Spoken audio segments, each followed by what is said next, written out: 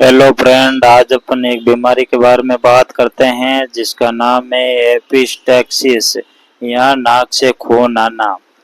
नाक से ब्लीडिंग किस कारण से आती है, पेशेंट को नाक से खून कब और क्यों आता है तथा पेशेंट को बार बार नाक से खून आने का रीज़न क्या होता है तथा इसके रोकने के बारे में डिटेल से बात करेंगे तथा उस टाइम पेशेंट को डॉक्टर द्वारा कौन कौन सी टेबलेट या ट्रीटमेंट दिया जाता है उसके बारे में डिटेल से बात करेंगे। एपिस्टैक्सिस वे कंडीशन होती हैं जिसमें पेशेंट के नाक से खून बहने लगता है तथा ब्लीडिंग एक नोज से यहाँ दोनों से शुरू हो सकती हैं। अब अपन बात करते हैं कि पेशेंट के नाक से खून क्यों आता है। नाक से खून इसलिए आता है, नाक के अंदर छोटी छोटी नसें होती हैं, अगर किसी कारणवश से उस पर कट लग जाता है तो ब्लीडिंग शुरू हो जाती हैं। ये नसें बहुत ही नाजुक होती हैं, अगर छोटा सा भी कट लग जाता है तो पेशेंट को ब्लीडिंग ज़्यादा शुरू हो जाती हैं। अब अपन बात करते हैं कि नाक से खून आने के क्या क्या कारण हैं जिससे ब्लीडिंग शुरू हो जाती है, उसके बारे में बात करते हैं। नाक में अगर किसी पेशेंट को चोट लग जाती है तब भी पेशेंट को ब्लीडिंग शुरू हो सकती है। नाक में कट लग जाता है तो पेशेंट को तब भी ब्लीडिंग शुरू हो सकती है।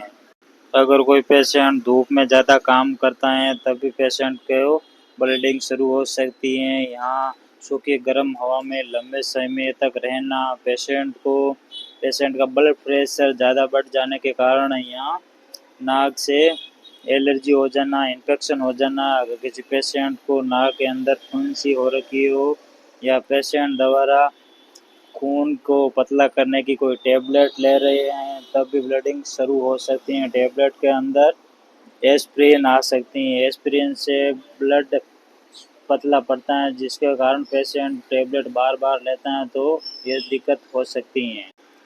अगर किसी पेशेंट को ब्लीडिंग सर में चोट लगने या ब्लड प्रेशर ज़्यादा बढ़ने के कारण आती हैं तो पेशेंट को तुरंत ईएनटी डॉक्टर से मिलना चाहिए तथा उसके ट्रीटमेंट के बारे में बात करनी चाहिए।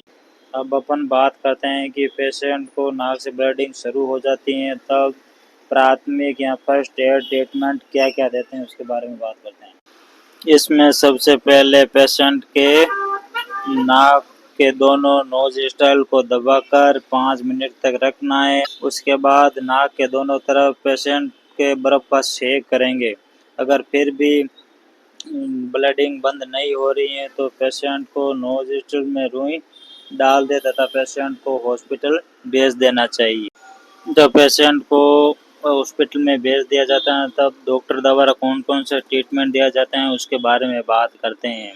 सबसे पहले डॉक्टर पेशेंट की हिस्ट्री लेगा तथा उसका ब्लड प्रेशर नापेगा, उसके बाद उसको ट्रीटमेंट देंगे। ट्रीटमेंट के अंदर पेशेंट कौन कौन सी टेबलेट देते हैं उसके बारे में बात करते हैं। टेबलेट के अंदर पेशेंट को ट्रैपिक ई वाली देते हैं, वो सुबह शाम पेशेंट को खाने के बाद लेनी चाहिए। इसके साथ पेशेंट को ड्रॉप बुट्रोक्लोट देनी चाहिए। ये बुट्रोक्लोट ब्लड के थक्के बनाने का काम करता है। ये बुट्रोक्लोट पेशेंट को रुई के अंदर डाल के दोनों नोस्ट्रिल में डाल देने चाहिए जिससे ब्लीडिंग के थक्के बनने स्टार्ट हो जाते हैं तथा ब्लीडिंग रुक जाती है। अगर इससे भी आराम नहीं आ रहा है तो पेशेंट को इंजेक्शन ट्रेनेक्सा देना चाहिए तथा साथ में ये इंजेक्शन विटामिन के वाला देना चाहिए तथा डॉक्टर द्वारा पेशेंट को ब्लड प्रेशर कम करने के लिए टेबलेट निपिडिपिन तथा इंजेक्शन कैल्शियम ग्लूकोनेट 10 ml वाला भी पेशेंट को दिए जाता है। अगर पेशेंट को इन सभी दवा से आराम नहीं आ रहा तो पेशेंट को नोज पैकिंग करके ईएनटी हायर सेंटर पेशेंट को रेफर कर देना चाहिए। ये थी आपके एपिस्टैक्सिस या नाक से खून आने की बीमारी।